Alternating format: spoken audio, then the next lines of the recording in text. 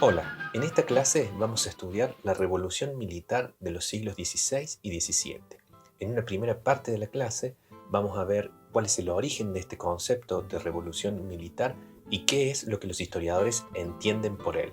En una segunda parte de la clase vamos a ver cómo impactó la pólvora en el arte de la guerra en Europa, cómo esto permitió la construcción de cañones cada vez más poderosos y cómo esto a su vez hizo necesario también la construcción de un nuevo tipo de fortificaciones.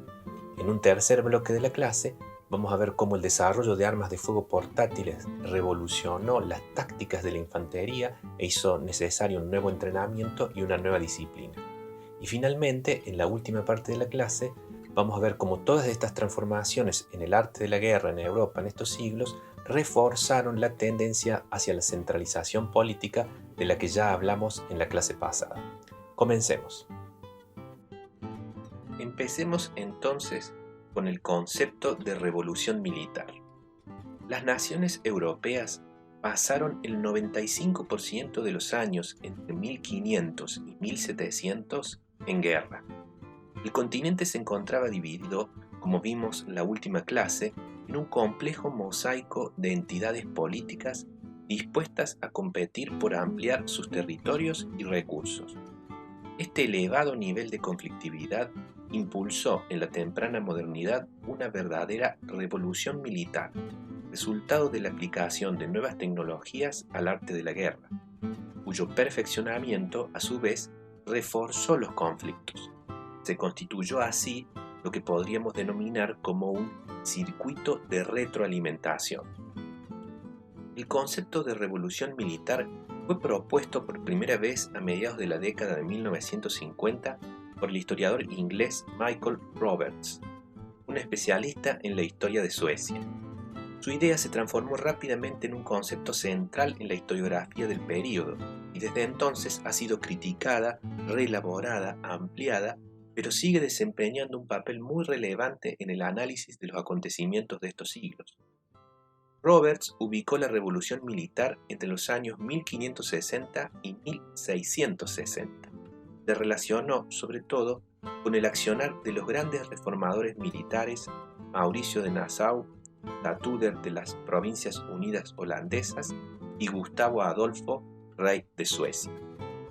La investigación posterior ha demostrado que, en realidad, lo que vemos en ese período es la cristalización de tendencias de cambio que se habían originado mucho tiempo antes. Roberts concluye su estudio afirmando que para 1660 ya había nacido el moderno arte de la guerra con todos sus rasgos característicos, tales como ejércitos de masas, estricta disciplina, control de la actividad militar por parte del Estado o aplicación del conocimiento científico al arte de la guerra.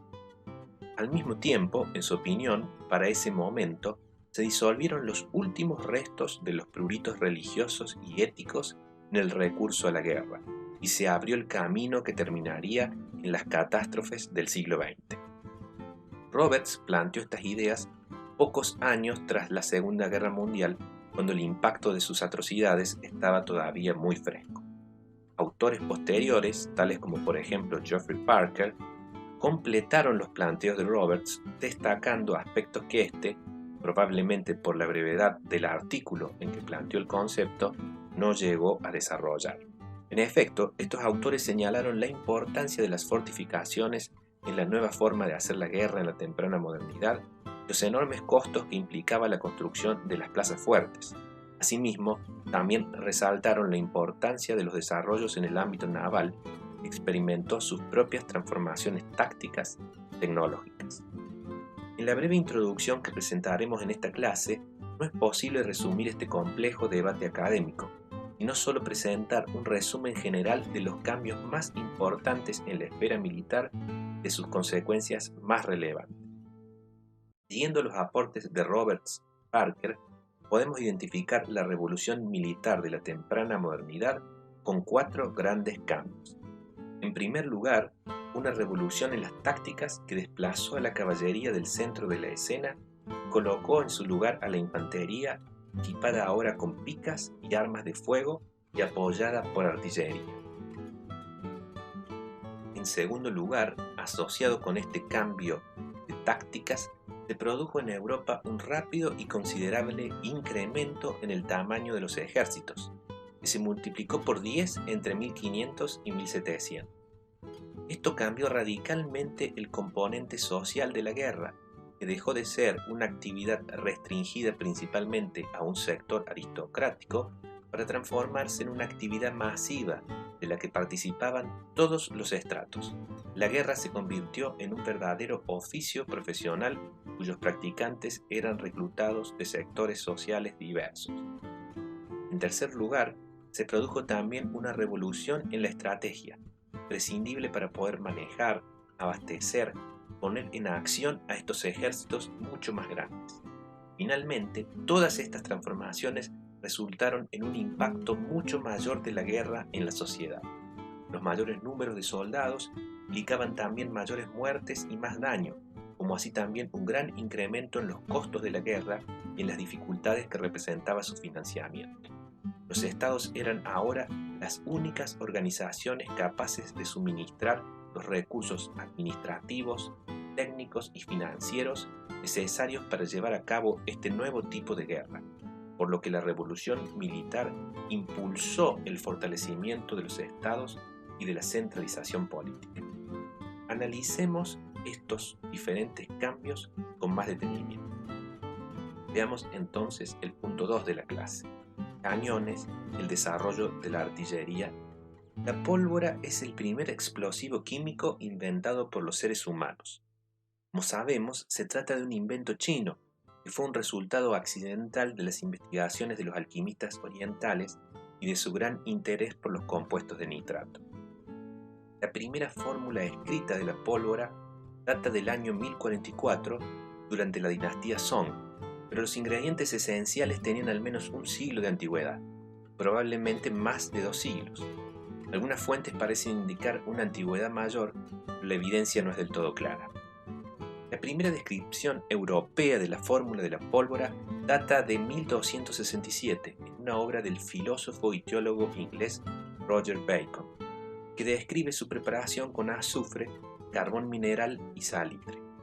Mientras que los chinos habían experimentado con diferentes preparados para usos muy variados, los europeos adoptaron la fórmula con alta concentración de nitratos, superior al 60%, que son las que sirven para fines militares, es decir, como explosivo o propelente de proyectil. No sabemos exactamente cuándo la fórmula fue utilizada en Europa por primera vez para fines militares. Las primeras evidencias indiscutibles del uso de cañones datan de la década de 1320. El 11 de febrero de 1326, la Signoría de Florencia encargó a 2 de los magistrados de la ciudad la tarea de conseguir cañones de metal para la defensa de la ciudad. Un manuscrito inglés del mismo año, el De Nobilitatibus Sapientiis et Prudentis Regum, es decir, sobre los reyes nobles, sabios y prudentes, de Walter de Mille-Mette, muestra la primera ilustración europea de un gran cañón en forma de pote colocado horizontalmente en un caballete, con lo que parece ser una flecha que sobresale de su boca. Una miniatura ligeramente posterior que muestra un cañón del mismo diseño disparando una flecha misil aparece en un manuscrito del Secretum Secretorum. En las décadas siguientes, el uso del nuevo invento comenzó a difundirse rápidamente por Europa. Petrarca, escribiendo en la década de 1340, se lamenta de que esta terrible arma, que antes era muy rara, ya se estaba volviendo tan común como cualquier otra. En el siglo XIX se halló en Suecia un pequeño cañón que con toda probabilidad data del siglo XIV, conocido hoy como el cañón de Loshult, que nos permite formarnos una buena idea de esos primeros cañones. Pesa 9 kilos y mide tan solo 30 centímetros de largo. Como vemos, era una pequeña arma portátil que podía trasladarse con facilidad. De finales del siglo XIV data también el cañón de Tannenberg, diseñado para usar proyectiles mucho más pequeños. Las primeras armas de fuego usadas en Europa en el siglo XIV eran, como vemos, pequeñas, por lo tanto, servían en el campo de batalla sobre todo como un complemento para las armas lanzaproyectiles tradicionales. Por ejemplo, La batalla de Crécy de 1346 habrían sido usadas por los ingleses como apoyo a los arqueros, para protegerlos de ataques de la caballería francesa, ya que las armas de fuego podían atravesar la pesada armadura de los caballeros mejor que las flechas. El tamaño reducido de las primeras armas de fuego hacía, sin embargo, que no fueran demasiado útiles para las operaciones de asedio, para las que debía recurrirse a las opciones tradicionales de las catapultas o trabuquetes. El potencial de la nueva tecnología fue rápidamente reconocido, y a finales del siglo XIV, los europeos comenzaron a desarrollar cañones de cada vez mayor tamaño. Un pequeño estado que hoy ya no existe, el Ducado de Borgoña, parece haber desempeñado un papel de liderazgo en el desarrollo de estos primeros cañones pesados. Entre finales del siglo XIV y finales del XV, el Ducado de Borgoña llegaría a ser uno de los estados más poderosos de Europa, y ese poder se basaba, al menos en parte, en su poderosa artillería. El primer duque de Borgoña, Felipe el Audaz, construyó lo que se convirtió en el regimiento de artillería más eficaz de Europa. Él y sus herederos invirtieron considerables recursos en el perfeccionamiento de la nueva tecnología militar y acumularon arsenales de armas de todo tipo y tamaño. Gracias a sus mejores armas, los territorios de los duques se expandieron constantemente. El mapa de Europa podría verse muy diferente hoy en día si no hubiera sido por el desastroso liderazgo y también por la falta de hijos del último duque de Borgoña, Carlos el Temerario, que dilapidó lo que sus predecesores habían acumulado. Los nuevos cañones gigantes desarrollados a finales del siglo XIV y principios del XV, conocidos generalmente como bombardas, revolucionaron los asedios, ya que podían lanzar proyectiles de 100, 200 kilos o más de peso y permitían derribar con relativa facilidad todos los tipos de murallas entonces utilizadas en Europa. Estas gigantescas armas representaban una enorme inversión en recursos económicos y eran tan apreciadas que cada pieza era bautizada con su propio nombre. Un ejemplo notable es el enorme cañón conocido como Mons Meg. Fue forjado en 1431 por orden de los duques de Borgoña. Pesaba más de 12 toneladas y podía disparar proyectiles de 300 kilogramos. Hace algunos años pude observar en detalle este cañón que se conserva en el castillo de Edimburgo, porque los duques lo enviaron como presente al rey de Escocia Jacobo II en 1454. Por su gran tamaño, las bombardas no podían ser fabricadas mediante fundición, por lo que eran elaboradas de manera semejante a un barril, superponiendo aros y varillas de metal en un proceso que requería el intenso trabajo de maestros herreros expertos en la materia. Los avances introducidos por los duques de Borgoña fueron imitados rápidamente por otros estados. Fue con las reformas del rey Carlos VII que Francia desarrolló la organización de artillería más efectiva de Europa. Gracias en parte a esa organización, Francia ganó la Guerra de los 100 años, revirtiendo las consecuencias de las graves derrotas que había sufrido a principios del siglo XV a manos de los ingleses, como por ejemplo en la batalla de Agincourt en 1415. Cuando el rey francés Carlos VIII invadió Italia en 1494-95, su ejército incluía un cuerpo de unas 40 piezas de artillería del nuevo diseño que no tenía rivales en la península. La caída de Constantinopla es un claro ejemplo del impacto de esta nueva tecnología en las operaciones de asedio. Las defensas de esa antigua ciudad eran mucho más fuertes que las que rodeaban a los pueblos y castillos de Europa occidental, y por 1000 años habían resistido todos los ataques. Pero las fuerzas turcas del sultán Mehmet fueron asistidas en su ataque por cañones capaces de lanzar proyectiles de entre 500 y 800 kilogramos, un poder destructivo que no había sido previsto cuando se construyeron las murallas de la ciudad. Alrededor de 1480, tras décadas de rápida experimentación y desarrollo, los cañones europeos alcanzaron su forma clásica. Se hicieron más largos, ligeros, eficientes y precisos que los anteriores. Los nuevos formatos fueron tan efectivos que casi no cambiaron durante los 3 siglos siguientes. El cambio más importante fue el mayor largo del barril en relación con el calibre. Esto permite un mayor impulso al proyectil que resulta en una velocidad de salida más alta y también en un disparo mucho más preciso.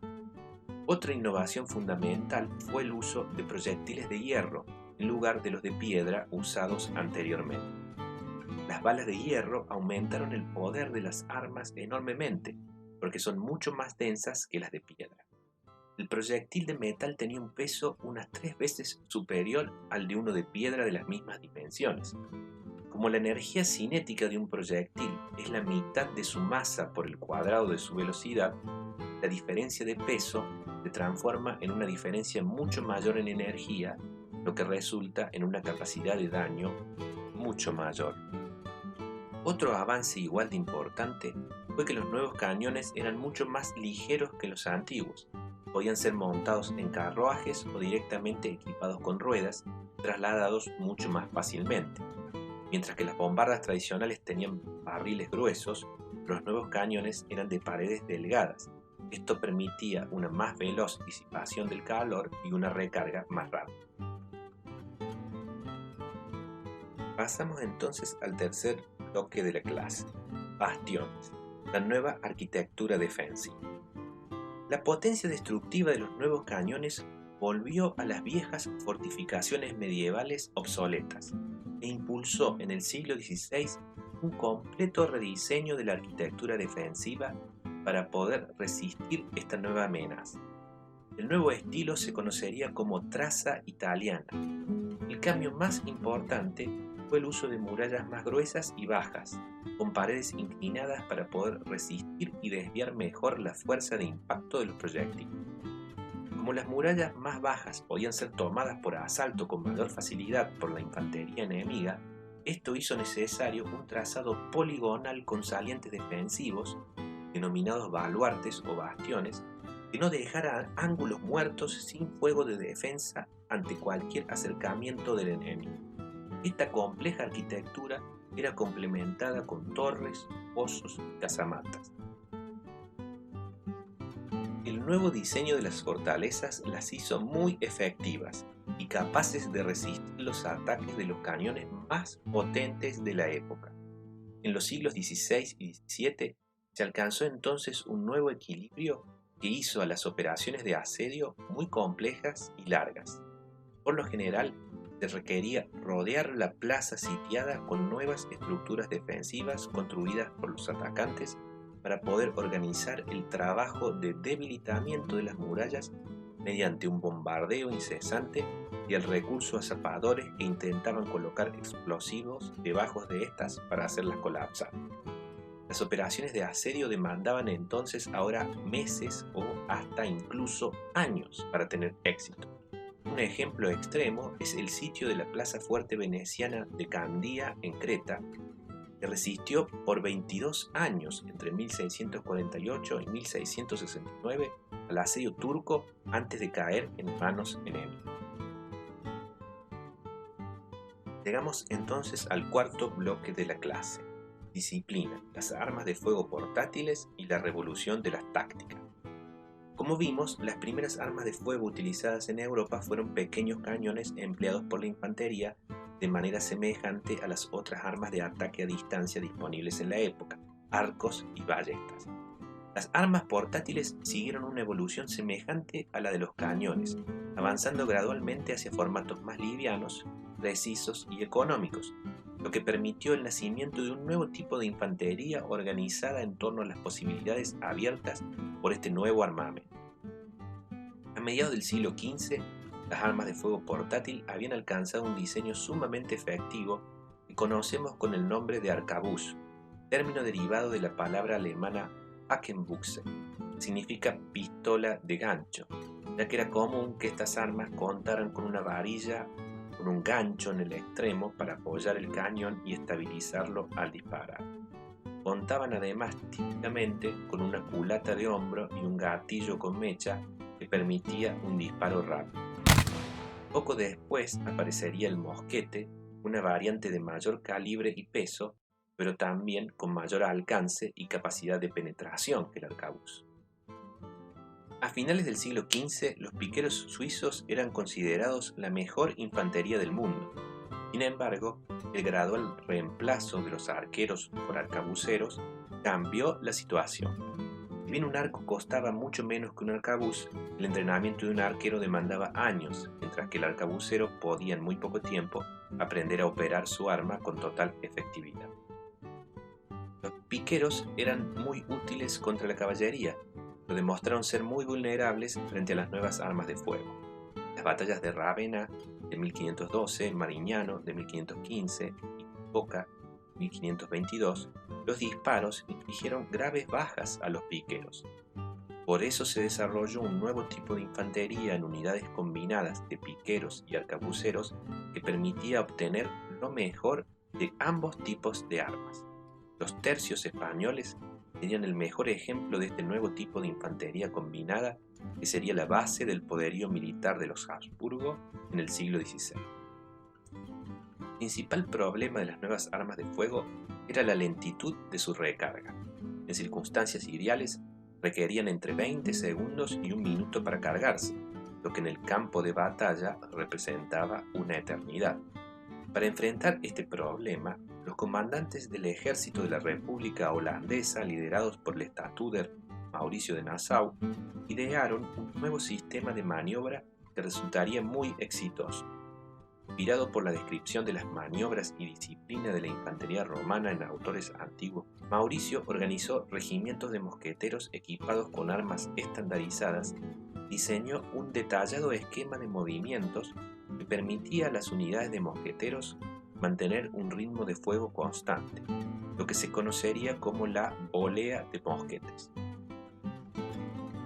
Los soldados eran formados en líneas y cuando el primero de cada línea disparaba, pasaba al final de la fila para ir recargando su arma a medida que iban disparando los que se encontraban detrás de él. Cada soldado hacía lo mismo, lo que permitía una secuencia de disparos rota solo por el muy breve intervalo en el que, tras disparar, un soldado se movía para dejar paso al siguiente. Se trataba de una secuencia compleja, especialmente para llevarla a cabo en el campo de batalla ante fuego enemigo. Por ello, solo era posible mediante un exhaustivo entrenamiento y una rígida disciplina que permitiera a las tropas moverse de manera casi automática sin importar el contexto. Para facilitar el entrenamiento, los holandeses produjeron un detallado manual con grabados de cada uno de los movimientos, el Wapenhandlingen van Ruhrs, Mosketten en Despissen, es decir, entrenamiento de armas con arcabuz, mosquete y pica de Jacob de Gheyn, publicado en Ámsterdam en 1607. El libro pasó rápidamente por numerosas ediciones en holandés y pronto fue traducido al danés, alemán, francés e inglés, convirtiéndose en la base del entrenamiento de la infantería en el norte de Europa. Las nuevas maniobras diseñadas por los holandeses serían perfeccionadas con gran efecto por el rey Gustavo Adolfo de Suecia un cuarto de siglo más tarde en la Guerra de los 30 años. En primer lugar, gracias a los constantes ejercicios y prácticas en el curso de la década de 1620, la velocidad de recarga de los mosqueteros del ejército sueco mejoró hasta el punto que solo 6 filas de soldados podían mantener un fuego continuo. En segundo lugar, la potencia de fuego de la infantería fue complementada con la adición de numerosas unidades de artillería de campaña. Los cañones se estandarizaron en 3 calibres, 24, 12 y 3 libras, y algunos incluso contaban con cartuchos prearmados para una recarga más rápida. Los de 3 libras, de los cuales cada regimiento tenía 4, podían disparar hasta 20 rondas por hora. El entrenamiento de los mosqueteros suecos les permitía incluso llevar a cabo la volea al mismo tiempo que avanzaban, una maniobra que causaba un efecto devastador. La superioridad del sistema militar sueco quedó plenamente demostrada por la brillante serie de victorias que Gustavo Adolfo obtuvo sobre las fuerzas imperiales en la Guerra de los 30 años. Llegamos así a la última parte de nuestra clase, la conclusión, el costo de la guerra y el nuevo papel del Estado. Un rasgo común de todos los cambios tecnológicos que hemos mencionado que incrementaron enormemente el costo de la guerra. Por una parte, las nuevas armas eran costosas y su número podía otorgar una ventaja decisiva, lo que impulsaba una competencia que elevaba fuertemente los gastos. Además, el nuevo tipo de operaciones requería el uso de ejércitos más grandes, por lo que en todas partes se produjo un rápido crecimiento en el número de las tropas, que multiplicó las cifras requeridas para el pago del personal y del abastecimiento. En la etapa final de la Edad Media, caballeros, señores y ciudades libres habían resistido al poder real central, manteniendo a los estados débiles. Las nuevas tecnologías de la revolución militar alteraron este equilibrio, porque las estructuras políticas más grandes, más ricas y mejor organizadas contaban con ventajas de escala en el uso de las nuevas formas de hacer la guerra. Se generó así un circuito de retroalimentación. El éxito militar de un Estado le permitía acrecentar sus recursos en tierras, hombres y dinero, y eso, a su vez, incrementaba sus chances de lograr una mayor expansión en el futuro. Por lo tanto, la revolución militar favoreció la centralización política y la consolidación territorial. Esa fue probablemente una de sus consecuencias históricas más importantes a largo plazo.